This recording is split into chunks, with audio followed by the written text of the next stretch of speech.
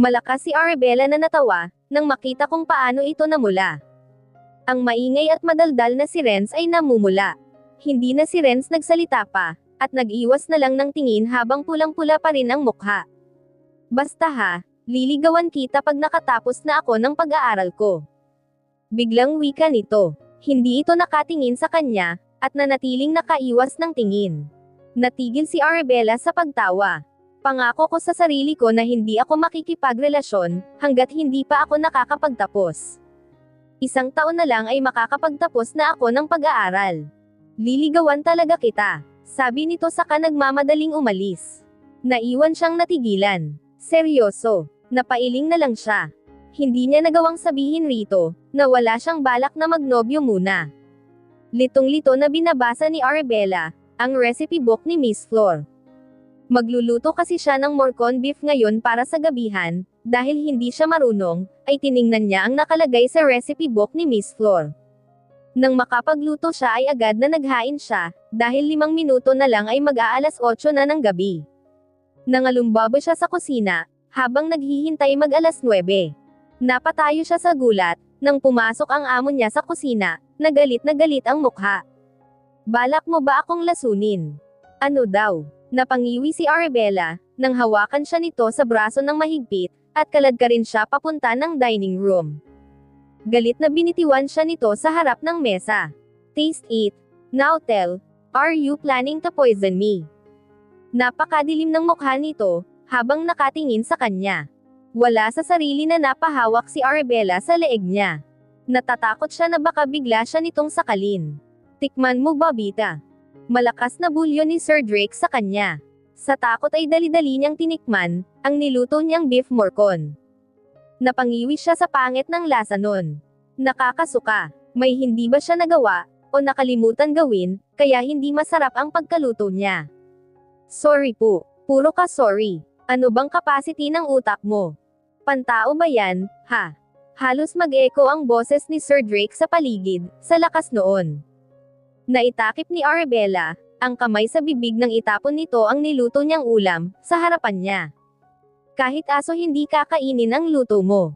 Sabagay ano ba ang aasahan sa katulad mo, na walang pinag-aralan at walang narating sa buhay? Mamatay kang mahirap at bobo, kasi walang laman iyang utak mo. Yumuko si Arabella at kinagat ang labi, para pigilin ang pamumuo ng luha sa mata. Linisin mo iyan. Kung gusto mo, dilaan mo. Kaya ka naman nandito para sa pera, di ba? Sinipa pa nito ang niluto niya sa harapan niya. Total lahat naman ng pulubing tulad mo, ay gagawin ang lahat para sa pera. You are all the same. Useless and worthless. Anito bago siya tuluyang iniwan. Tuluyan nang bumuhos ang luha ni Arabella, nang makaalis na ito. Para siyang bata na sumalampak ng upo sa lapag, habang nakatikip ang 2 kamay sa mukha. Ang sakit naman nun. Tagos hanggang buto. Kung mangliit naman si Sir Drake ng kapwa, ay parang walang damdamin ang kaharap nito. Oo, inaamin niya, na ang sama talaga ng lasa ng luto niya, pero sapat ba iyon para gawin sa kanya, at sabihin ang salitang binitiwan nito kanina lang? Tinawag na siyang bobo tapos naging aso pa. Siguro nga ay kailangan niya ng pera, pero hindi naman siya pulubi. Pinaghihirapan nila ng pamilya nila, ang bawat butil na kinakain nila. Hindi sila nanlimos kailanman. Ngayon ay alam na ni Arabella, kung bakit binansagan itong halimaw. Napakasama kasi ng ugali nito. Kaya siguro wala pa itong asawa, dahil walang makatiis sa ugali nito. Kahit sino ay hindi makakatagal dito. Pinahid niya ang luha, at humihikbing dinampot ang niluto niya. Napaiyak siya lalo nang masugatan ang kamay niya, dahil sa bubog na tumusok doon. Ang sakit pala malait, at maliitin, tapos dahil alam mong totoo, ay wala kang magagawa kundi tanggapin ang lahat ng sinabi sa'yo. Pagkatapos niyang ligpitin, at linisin ang lahat ng kalat, ay nagkulong na siya sa kwarto niya at doon umiyak ng umiyak. Kailan kaya babait ang amo niya? Mangyayari pa kaya yon? Tumayo siya at kinuha ang family picture na tanging dala niya. Umiiyak na tumingin siya rito. Kailangan niyang magtiis. Gagawin niya ito para sa pamilya niya. Kailangan niyang tumulong sa nanay niya, para maitaguyod ang mga kapatid niya. Pinahid niya ang luha. Bukas ay mawawala din ang sakit. Laban lang, Arabella. Aniya sa utak niya, para palakasin ang loob niya. Pero imbis na tumigil sa pag-iyak, ay lalo lang lumakas ang iyak niya.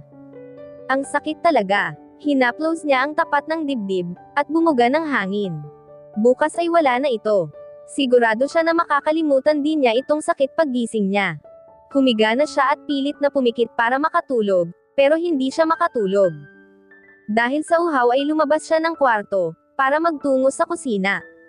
Natigil siya sa paghakbang nang makasalubong niya ang binatang amo, na may hawak na alak sa babasaging baso.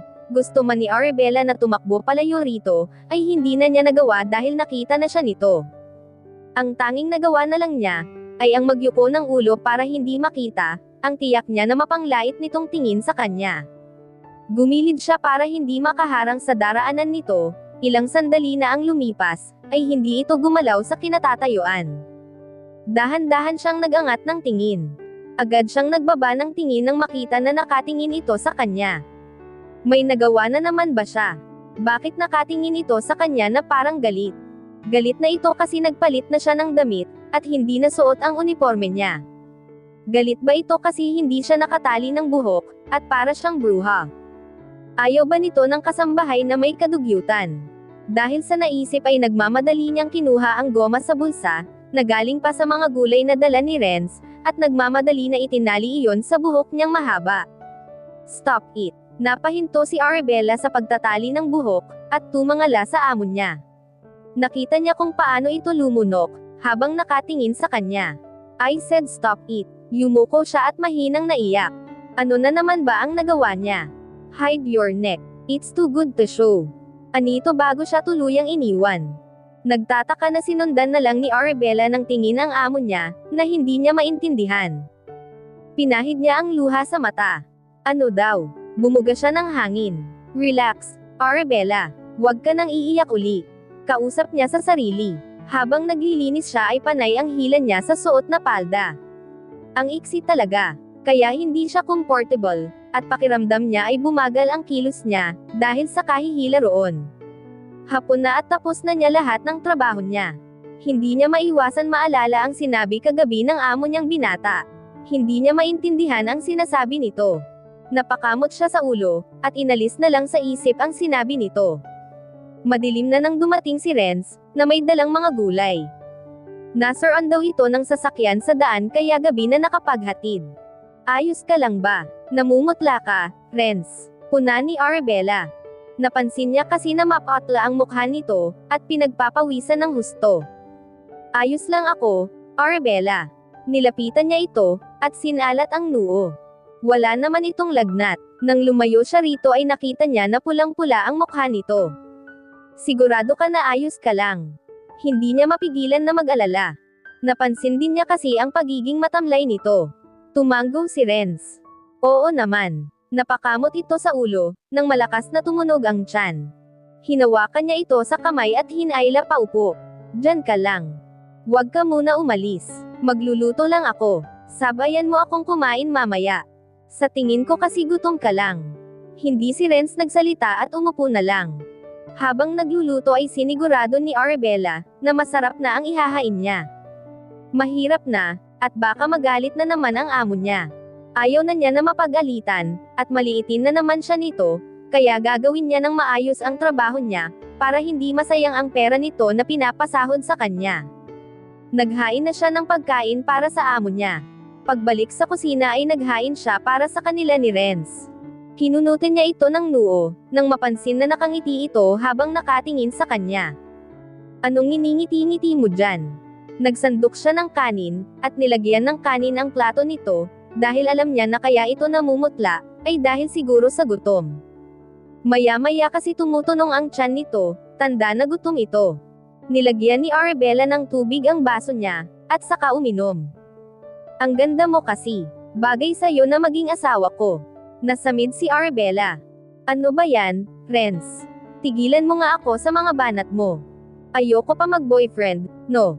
Nanghihina na nga sa gutom, pero may lakas pa para bamanat. Lalaki nga naman. Sinasabi mo lang yan. Nakangiting sabi nito, bago nagsimulang kumain. Ang sarap ng luto mo, ah. Pwede ka na talaga mag-asawa. Hirit pa nito. Inirapan niya si Renz. Tumigil ka na nga, at kumain na lang. Ang dami mo pang hirit, imbis kumain ka na lang. Oo na po, ma'am. Kakain na po. Tumatawa pa na sabi nito. Magana si Arabella na kumain. Maganda talagang kumain pag may kasabay, hindi katulad pag mag-isa lang siya. Salamat sa masarap na pagkain. Nagpasalamat si Renz at ngumiti sa kanya. Dito na lang kaya ako kumain tuwing gabi, para may kasabay ka. Natigilan si Arabella. Sa bagay pwede naman, marami din kasi palaging pagkain, at nasasayang lang dahil ang utos ni Miss Flor sa kanya ay dapat lahat ng niluto pag hindi naubos ay itapon. Ikaw ang bahala, sabi na lang niya. Bye, Arabella. Sarapan mo pa lalo ang mga luto mo, ha? Para lalo akong ma-inlove sa'yo. Umuwi ka na nga, babanat ka na naman, eh. Tinaboy niya ito, kaya malakas itong tumatawa nang umalis. Napailing siya. Ang kulit talaga ng isang iyon. Hindi makaintindi na wala nang siyang balak makipagrelasyon pa. Masyado pa siyang bata, saka marami pa siyang obligasyon para sa pamilya niya. Napahawak si Arabella sa dibdib, nang pagharap niya ay nasa harap na niya ang amo niya. Masama ang tingin nito sa kanya. Stop flirting and do your work now. Kanina pa ako tapos kumain, pero hanggang ngayon ay hindi ka na nagliligpit, just because you're flirting with that man. Halata ang inis sa boses nito, at masama pa rin ang tingin sa kanya. Flirting daw. Hindi naman siya nakikipaglandian kay Renz. Para sa kanya ay kaibigan niya si Renz. Nagbibiruan lang sila. Oo, siguro nga nilalandi siya ni Renz, pero hindi naman niya ito nilalandi tulad ng sinasabi ng amo niya ngayon. Nag-iwas na lang si Arabella ng tingin at nagyuko ng ulo. Baka bigla pa siyang matamba, sa sama ng tingin ng mga mata nito sa kanya. Habang nililinis ni Arabella ang pinagkainan ni Sir Drake, ay napansin niya na walang natira sa mga hinain niya. Napangiti siya. Isa lang ang ibig sabihin noon. Ibig sabihin ay nasarapan ito sa niluto niya ngayon. Aba, dapat lang. Ginawa niya lahat para makapagluto ng maayos, kahit kinakabahan siya dahil baka maulit na naman ang panliliit nito sa kanya.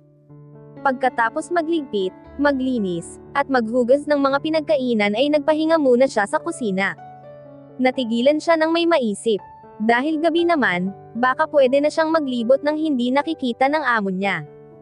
Hinintay niya muna na mag-alas 10 ng gabi, bago naglakad-lakad. Hindi talaga siya makapaniwala na makakapagtrabaho siya sa ganito kalaking mansion. Ayon sa nabalitaan niya, ay isa ang amo niya sa may-ari ng pinakasikat na brand ng soft drink, hindi lang sa Pilipinas, maging sa ibang bansa rin. Hindi lang iyon, maging ang ilang mamahaling brand ng tsokolate, ay ito rin ang nagmamay-ari. Talagang napakayaman talaga nito, kaya gustong-gusto ito ay features, ng mga sikat na mga magazines, pero hindi pumapayag ang amo niya. Ngayon lang niya naisip na kaya siguro napakaraming soft drinks, at chocolate sa bahay nito, dahil iyon ang negosyo nito. Sana all pinanganak na mayaman. Napawaw siya nang makarating siya sa malaking hardin ng mansion. Grabe ang ganda. Kahit gabi ay hindi nabawasan ang ganda ng paligid. Dahil sa sinag ng maliwanag na buwan, ay tanaw ni Arabella ang mga magandang bulaklak na naroon. Dumagdag sa ganda ng paligid ang mga alitaptap, na nagliliparan sa paligid. Umupo siya sa bench na naroon, at manghana nakatingin sa paligid niya. Simula ngayon pag masama ang loob niya, ay dito na lang siya pupunta. Nakakagaan kasi ng pakiramdam ang lugar.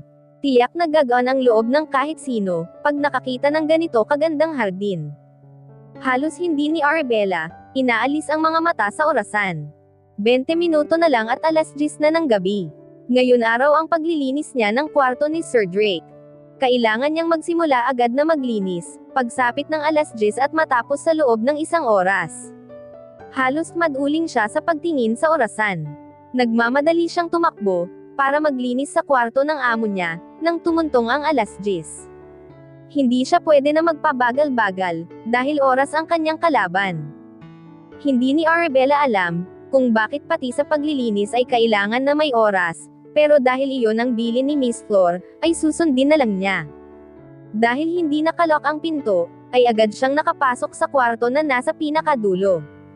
Ito kasi ang sabi ng mayordoma, Nasa pinakadulo ang kwarto ng amo nilang binata. Napakalaki ng kwarto ng amo niya, halos apatin nito ang laki ng bahay nila. Malinis, mabago, at katulad ng amo niya ay madilim dito.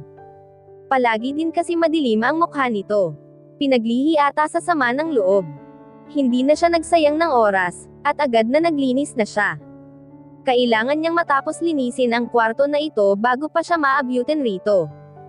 Teka, nasaan pala si Sir Drake? Kung wala ito sa kwarto, saan naman kaya ito nagpunta? Daig pa niya ang may powers, sa bilis niya maglinis kahit ang totoo ay parang wala naman dumi sa kwarto nito. Malakas na bumuga siya ng hangin nang matapos. Grabe, hindi biro ang laki ng kwarto na ito, kaya medyo nahirapan siya. Ngayon ang banyo naman ng amo niya ang lilinisin niya. Pinilig niya ang ulo, at saka inunat ang mga balikat, at saka pumasok ng banyo. Dahil hindi nakasara ang pinto ay nakapasok siya agad. Napanganga siya sa gulat nang makita kung gaano kalaki ang banyo ni Sir Drake. Yung totoo, banyo ba talaga ta? Mas malaki pa ito sa bahay nila. Maglilinis na sana siya, nang biglang may tumayo mula sa jacuzzi bathtub na naroon. Ang amo niya. Nanlaki ang mata ni Arabella, nang makita na nakahubot-hubad ito. Nagbukas sara pa ang labi niya, na nagpalipat-lipat ng tingin sa mukha ng amo niya, at sa pagitan ng mga hita nito, kung saan may malaking talong. Talong. Napatili siya ng malakas, at tatakbo pa sana. Ang kaso nga lang ay nadulas pa siya ng nakatihaya pa arap rito, dahilan para umangat ang maikli niyang palda, at makita ang panty niya. Nagmamadali siyang tumayo kahit nanakit ang mga siko niya. Nakita niya kasi kung paano nag-iba, ang mga tingin nito sa kanya. May kakaiba sa tingin nito, hindi ni Arabella mapaliwanag kung ano iyon, kaya lalo lang siya kinabahan. Baka mamaya ay hindi na talaga siya makalabas ng kwarto nito nang hindi nasasakal. Habang tumatakbo ay napahawak pa siya sa leeg. Pahamak naman si Miss Flor. Ang sabi nito sa kanya ay wala sa kwarto ang amo nila ng alas 10 ng gabi. Bakit naroon si Sir Drake? Muntik na naman siyang madulas bago makarating ng kusina. Hinawakan niya ang pisngi niya. Pakiramdam ni Arabella ay nangangapal iyon, dahil sa pinaghalo na kaba, at hiya. Sinong hindi kakabahan pag nakita ang amo niya, na may matang nakakatakot? Tapos nakita niya pa ang talong nito. Naitakip niya ang dalawang kamay sa mukha. Nakakahiya talaga. Ngayon lang siya nakakita ng ganoon, tapos sa malapitan pa. Mahina niyang sinampal ang sarili, nang maalala kung gaano kataba, at kahaba ang bagay na iyon. Huwag mong isipin iyon, Arabella. Patuloy siya sa pagsampal sa mukha niya. Nanginginig din ang tuhod niya sa hiya. Ito na ata ang pinaka nakakahiya na nangyari sa kanya. Nadulas na nga siya, at nakitaan ng panty, nakakita pa siya ng hindi dapat makita. Nakakita siya ng talong, hindi gulay kundi talong ng tao. Lalo lang namula ang mukha ni Arabella sa hiya. Grabe, nakakahiya talaga. Hindi siya napakali nang maalala na hindi pa siya tapos sa paglilinis sa banyo at naiwan niya ang mga panlinis niya sa kwarto ng amo niya. Paano ko naman kaya kukunin ang mga iyon? Nagpalakad-lakad siya sa kusina. Kung babalikan naman niya ngayon ang mga iyon, ay malaki ang chance na nerin pa ang amo niya. Pero pag hindi naman niya kinuha, ay baka mapag-alitan naman siya dahil iniwan niya ang trabaho niya, at iniwan pa ang mga gamit panlinis sa kwarto nito. Nakagat niya ang labi. Paano naman kung sa pagbalik niya ay naroon pa rin ito sa banyo, at hindi pa tapos maligo? Tapos makita na naman niya ang talong nito. Mahina niyang kinutusan ang sarili. Hindi naman siguro ito magagalit sa kanya. Kahit sino naman ay mapapatakbo, pag nakakita ng talong ng lalaki, tapos malaki pa. Saka hindi naman pwede na hindi siya umalis, at titigan lang ang talong nito. Mas nakakahiya naman iyon, dahil kailangan niya talaga na tapusin ang paglilinis ng banyo nito sa taas, at balikan ang mga gamit panlinis, ay napilitan si Arabella na umakyat. Nakahinga siya ng maluwag, nang makita na wala na roon ang amo niya. Habang nagmamadali siyang maglinis ng banyo, ay napapasinghat pa siya. Ang bango kasi, naiwan ang amoy ng sabon ni Sir Drake sa banyo. Panlalaki ang amoy nito, at masarap sa ilong. Natigilan siya nang biglang sumagi sa isip niya, ang hindi dapat sumagi. Nagsimulang mamula ang mata niya. Hindi niya matanggap na nakakita siya ng ganang bagay. Nahihiya siya sa sarili, at naiiyak na lang sa hiya. Pakiramdam niya kasi ay ang dumi na ng mata niya. Napapikit siya at huminga ng malalim. Pagkatapos niyang maglinis ng banyo ay lumabas siya agad. Huminto muna siya saglit at tumangala. Talong lang iyon, Arabella. Isipin mo na lang gulay iyon, na hinahalo sa pakbet. Tama, gulay lang iyon. Teka, may talong ba na kulay brown? Napadilat siya. Muntik na siyang mapatili sa gulat, nang makita ang amo niya na nakatayo sa may gilid ng pinto, at matiim ang tingin sa kanya. Sir, nako sir, hindi talong mo ang iniisip ko ah. Sabi ni Arabella at nagmamadaling tumakbo, palabas ng kwarto nito. Nakakahiya talaga ang araw na ito para sa kanya. Bakit ba ang malas niya? Naitanong ni Arabella, sa sarili. At dito na po nagtatapos, ang 3 kabanata ng ating kwento, at sanay muli niyo po akong samahan, sa mga susunod pang kabanata. Maraming salamat.